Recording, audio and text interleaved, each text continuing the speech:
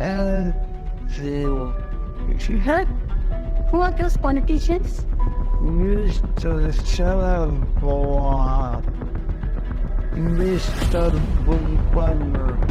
India की history का आज तक का सबसे बड़ा स्कैम जिसमें कि पुलिस से लेके कैबिनेट मिनिस्टर तक हर कोई इस स्कैम इन्वॉल्व था। आखिर आम आदमी के पीछे ऐसा कौन सा स्कैम किया जा रहा था, ऐसा कौन सा बिजनेस किया जा रहा था जिसकी वजह से 22,000 करोड़ का घोटाला हुआ। और आज की डेट में अगर इस अमाउंट की वैल्यूएशन देखी जाए तो ये अराउंड 70,000 करोड़ निकल करके आता है। और सबसे बड़ी बात होती है कि इन सारी की सारी चीजों का मास्टरमाइंड कौन होता है, और ये स्कैम किया जाता है अब्दुल करीम तेलगी के द्वारा, जिसका बिजनेस मॉडल होता है government stamp paper. Famous stamp paper घोटाला करीम Telgi Telgi has Abdul Karim Telgi, the main scamster. Telgi's left. वही स्टैम्प पेपर जिसका यूज जुडिशियल मैटर से लेकर के court marriages, share transfer, insurance policies, हमारी जमीन के रजिस्ट्रेशन और बिजनेस डील, ऑलमोस्ट सारे के सारे लीगल मैटर्स में स्टैम्प पेपर ही एक वैलिड और ऑथराइज्ड प्रूफ होता है, चाहे वो आम आदमी के लिए हो या फिर गवर्नमेंट के लिए हो। 29 जुलाई 1961 खानापुर कर्नाटक लसाब तेलगी के घर पे उनका दूसरा लड़का होता है जिसका नाम रखा जाता है अब्दुल करीम तेलगी।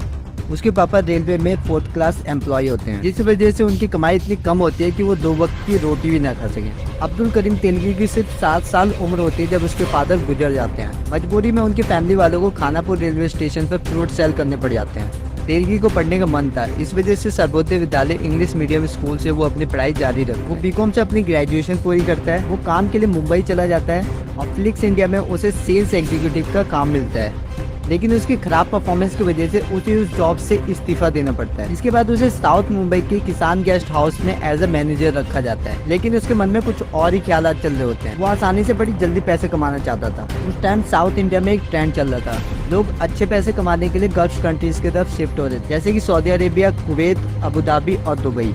इसी वजह से तेलगी भी सऊदी अरेबिया चला जाता है, लेकिन उसको वहाँ पे भी मन नहीं लगता और उसे वहाँ पे दिखता है एक नया अपॉर्चुनिटी। उन दिनों बहुत सारे लोग गल्फ कंट्रीज की तरफ आना चाहते थे, लेकिन उनके पास पासपोर्ट नहीं होता था और बहुत सारे लोग इलीगल तरीके से उन्हें पासपोर्ट दे करके गल्फ कंट्रीज की तरफ भेजा करते थे। पर यही सब देख करके तेलगी वापस मुंबई आ जाता है और मेट्रो ट्रेवल एजेंसी के नाम से एक कंपनी स्टार्ट करता है जिसका काम था फेक पासपोर्ट बनाना। जब तक वो सऊदी अरेबिया में थे उन्होंने बहुत सारे अपने अच्छे अच्छे कनेक्शंस बना लिए थे ताकि वो लोगों को आसानी से सऊदी अरेबिया और गल्फ कंट्रीज की तरफ भेज सकें। और वो अपने बिजनेस को यहाँ तक ही सीमित नहीं रखते, अब वो फेक वीजा और फेक इमिग्रेंट सर्टिफिकेट भी बनाना चालू कर देता है, जिसका पासपोर्ट वीजा पूरी इंडिया में कहीं पे भी नहीं बन रहा होता था। उस टाइम पे अब्दुल करीम तेलगी उनका पासपोर्ट कुछ टाइम में ही बना देता था, बट कुछ टाइम बाद उसके द्वारा एक पासपोर्ट बनाए गए शख्स को पकड़ लिया जाता है और पूछताछ में अब्दुल करीम तेलगी का नाम सामने आता है। उसे वीजा रैकेट क्राइम के तहत 1991 में अरेस्ट कर लिया जाता है। जेल जाकर के बहुत सारे लोगों की जिंदगी बर्बाद हो जाती है, लेकिन तेलगी के साथ ये चीज उल्टा था, क्योंकि तेलगी के जेल जाने पर उसके असली 2 नंबर के काम की शुरुआत होती है। 1992 ये वही टाइम था जब हर्षद मेहता स्कैम लोगों के सामने आया था, जिसने पूरे बीएसई को मैनिपुलेट करके इंडिया को क्राइसिस में ला दिया था। तभी तेलगी की वहाँ पे मुलाकात होती है राम रतन सोनी से, जो कि उसे स्टैम्प पेपर के बिजनेस के बारे में बताता है कि किस तरीके से इंडिया की क्राइसिस की वजह से यहाँ पे बहुत ज्यादा डिमांड है स्टैम्प पेपर की। रतन सोनी तेलगी से कहता है कि गलत काम छोटा करो या बड़ा, आना जेल में ही है, तो क्यों ना कुछ बड़ा किया जाए। तेलगी ने फेक पासपोर्ट वीजा बना करके इतना बड़ा कोई स्कैम नहीं किया होता है, इस वजह से उसे 1992 में रिहाई मिल जाती है और जेल से रिहा होने के बाद वो अपने नए 2 नंबर के बिजनेस को करने के लिए कलकत्ता चला जाता है। यहाँ पर वो स्टैम्प पेपर को दूसरे वेंडर को बेच करके कमीशन बेसिस पे कमाया करता था और इसी दौरान वो सारी की सारी चीजों को समझ रहा होता था कि स्टैम्प पेपर क्या है, इसका बिजनेस किस तरीके से खड़ा किया जाए और किस तरीके से गवर्नमेंट के साथ, सिस्टम के साथ मिलकर के इस काम को और आगे तक बढ़ाया जाए। राम रतन सोनी का पहले से ही पॉलिटिकल कनेक्शन बहुत अच्छा होता है, जिसकी मदद से वो अब्दुल करीम तेलगी के लिए लाइसेंस निकलवाने में मदद करता है। 1994 में उसे लाइसेंस मिल जाता है, लेकिन 1995 उसके अगले साल ही उसका लाइसेंस दोबारा जब्त कर लिया जाता है। लेकिन इसके पीछे क्या कारण होता है, वैसे मीडिया में इस चीज को थोड़ा मुश्किल तरीके से समझाया गया है, आइए उसको आसान तरीके से समझा जाए। स्टैम्प पेपर 3 टाइप के होते हैं, एक नॉन जुडिशियल, एक जुडिशियल स्टैम्प पेपर और एक स्पेशल एडिसिव स्टैम्प पेपर। जो स्पेशल एडिसिव स्टैम्प पेपर होते हैं वो सिर्फ और सिर्फ ऑफिशियल गवर्नमेंट ऑफिसेस के लिए होते हैं। लेकिन 1995 में अब्दुल तेलगी ने एक बड़ी कंपनी के साथ डील करते हुए ये कहा कि वो उन्हें स्पेशल एडिसिव स्टैम्प पेपर दिलवाएंगे बिना किसी एडवांस के। वो खुद को यहाँ पे एक गवर्नमेंट ऑफिशियल शो करते हैं और ज़्यादा इजी तरीके से ये बिजनेस हो पाए, ये डील हो पाए, इसलिए वो उनसे पैसे एडवांस नहीं मांगते हैं। बट जब एंड में कंपनी को कोई रिसिप्ट नहीं मिलता जो ड्यूटी उन्होंने पे करी थी गवर्नमेंट को, तो उनको शक हो जाता है कि कहीं ना कहीं गवर्नमेंट के अलावा किसी और के जेब में पैसे जा रहे हैं। इस चीज़ के ऊपर कंपनी कंप्लेन करती है और इन्वेस्टिगेशन होने के बाद ये पता चलता है कि ये सारे के सारे स्टैम्प पेपर किसी भी ऑथराइज ऑफिस से इशू नहीं हुए। इन्वेस्टिगेशन को और आगे बढ़ाया जाता है तो ये चीज़ सामने आती है कि ये सारे के सारे यूज्ड स्टैम्प पेपर होते हैं जिसको कि वॉश करके दोबारा से मार्केट में सेल किया जा रहा होता है। और जैसा कि हमें पता है कि अब्दुल करीम तेलगी ने मार्केट में इस टाइम में बहुत अच्छा खासा कनेक्शंस बना लिया था पॉलिटिशियंस में और पुलिस के सामने। इस वजह से उसके लिए सारा काम करना बहुत ही ज़्यादा आसान था।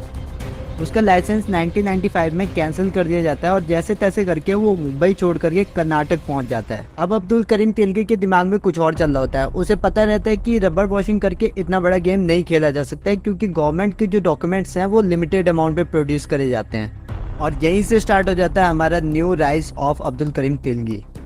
अब्दुल करीम तेलगी का विजन अब बहुत बड़ा हो चुका था। वो 350 MBA सेल्स पर्सन को हायर करता है जो कि वेंडर्स, बड़ी बड़ी कंपनीज, बैंक और इंश्योरेंस कंपनीज, इन सब के पास जाकर के इनको अप्रोच करते थे इनके स्टैम्प पेपर खरीदने के लिए। वो अपने नए नए कंपनीज बनाता है जिसके थ्रू वो करप्ट वेंडर्स को स्टैम्प पेपर सेल करने वाला था। उसकी जान पहचान में एक वेंडर के पास लाइसेंस अवेलेबल होता है और उसी लाइसेंस की वो कॉपी करा करके अपने टीममेट्स में बांट देता है। और जब भी वो कहीं पे भी जाते तो उन्हें लाइसेंस दिखाना होता तो वो उसी लाइसेंस को दिखा दिया करते थे। तेलगी ने अपने नेटवर्क को इतना बड़ा बना दिया था कि बहुत सारे पॉलिटिशियंस भी उसके साथ मिलकर के ये काम करना स्टार्ट कर दिए थे।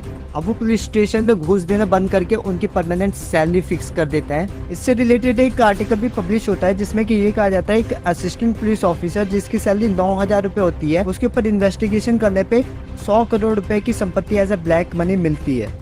अब अब्दुल करीम तेलगी ने ISP को भी अपने गेम में शामिल कर दिया, मींस इंडियन सिक्योरिटी प्रेस। ये वही जगह थी जहां से स्टैम्प पेपर सारे के सारे गवर्नमेंट के थ्रू बन करके आते थे।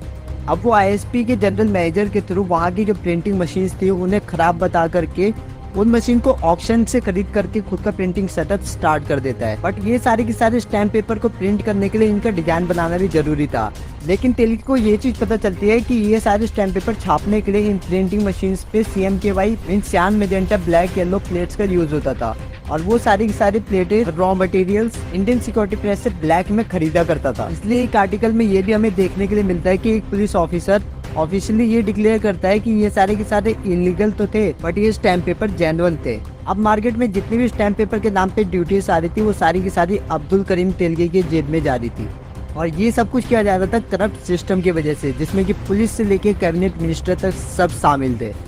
अब वो अपने बिजनेस को और भी ज्यादा नेक्स्ट लेवल ले जाने के लिए गवर्नमेंट के सामने एक स्ट्रेटेजी चलता है। वो गवर्नमेंट के द्वारा इशू करे गए स्टैम्प पेपर की शॉर्टेज कराना चाहता था जिससे कि उसके स्टैम्प पेपर को मार्केट में ना चाहते हुए भी खरीदना पड़े, वो भी मन चाहे दाम पे। वो इंडियन सिक्योरिटी प्रेस के एम्प्लॉयज के साथ मिल करके स्टैम्प्स की डिलीवरी वहाँ पे करवाता था जहाँ पे कोई रहता भी नहीं था। अब वो उन सारे सीरियल नंबर के स्टैम्प पेपर की कॉपी करवाता था अपने प्रेस में। मार्केट में स्टैम्प पेपर की शॉर्टेज होने की वजह से सप्लाई डिमांड का भी यहाँ पे बहुत बड़ा गैप आ जाता है जो कि अब्दुल करीम तेलगी मार्केट में फिल कर रहे थे अपने स्टैम्प पेपर द्वारा। इस टाइम में एक एक पेपर को 500, 1000, 10,000, 25,000 तक बेचा जा गया था। इससे मैन्युफैक्चरिंग कॉस्ट, रेवेन्यू कलेक्शन के डिफरेंस से पता चल रहा होगा कि कितने पैसे आम आदमी से लूटे गए हैं। जैन नाम का एक शख्स होता है जो कि उसके गांव से बिलोंग करता है। उसके ऊपर शक होता है कि किस तरीके से वो इतने सारे पैसे इतने कम टाइम में बना लेता है और इस चीज की इन्वेस्टिगेशन में वो खुद के भी पैसे लगा देता है ताकि वो अब्दुल करीम तेलगी को दुनिया के सामने एक्सपोज कर सके। और इसी ने पुलिस वालों को टिप दी कि इस तरीके का स्कैम किया जा रहा है। और 9 अगस्त सन 2000 में 2 ट्रक को पकड़ा जाता है with full of stamp papers और इन गाड़ियों में से 9 करोड़ के स्टैम्प पेपर बरामद किए जाते हैं। इस रेड के बारे में पता चलते ही तेलगी अंडरग्राउंड हो जाता है। कुछ सोर्सेस के थ्रू ये पता चलता है कि राजस्थान के अजमेर में एक दरगाह में नमाज पढ़ने जाने वाला था। बस पुलिस वाले तुरंत ही वहाँ पे जाकर के उसे अरेस्ट कर लेते हैं। जब 2001 में तेलगी को अरेस्ट किया जाता है पुलिस द्वारा तेलगी की कस्टडी ली जाती है जिसमें से ये निकल करके आता है कि मामला जितना गंभीर दिख रहा था उससे ज़्यादा गंभीर था। महाराष्ट्र की गवर्नमेंट इस स्पेशल ऑपरेशन के लिए एक स्पेशल इन्वेस्टिगेशन टीम बैठाती है जिसे हेड किया जा रहा था श्री राजकुमार द्वारा। तेलगी को उस टाइम पे बहुत ज़्यादा गुस्सा आता है क्योंकि जितने भी उसके पॉलिटिकल कनेक्शंस थे वो सारे के सारे अभी काम नहीं आ रहे थे। कर्नाटका की IPS ऑफिसर रूपा दिवाकर ने ये चीज़ रिवील किया था ऑफिशियली। जिस तरीके की 5 स्टार सर्विसेज तेलगी को दी जा रही थी वो शायद ही किसी और को मिलती। उन्हें एक AC वाले रूम में रखा गया था। हमेशा उनके तेल मालिश और सेवा के लिए 3 से 4 लोग वहाँ पे रहते थे। उनको जेल में रह करके भी कॉल की फैसिलिटी दी जा रही थी। और ये भी चीज़ रिवील हो रखी है कि 720 घंटे की वहाँ पे रिकॉर्डिंग हो रखी थी, जिस फ़ोन से वो बड़े बड़े पॉलिटिशियंस से बात किया करते थे। और यही सब देखते हुए पॉलिटिशियंस ने जनता के सामने ये सारी चीज़ें ना खुल जाए, 9 दिसंबर 2003 को SIT से केस को हटा करके CBI को सौंप दिया गया।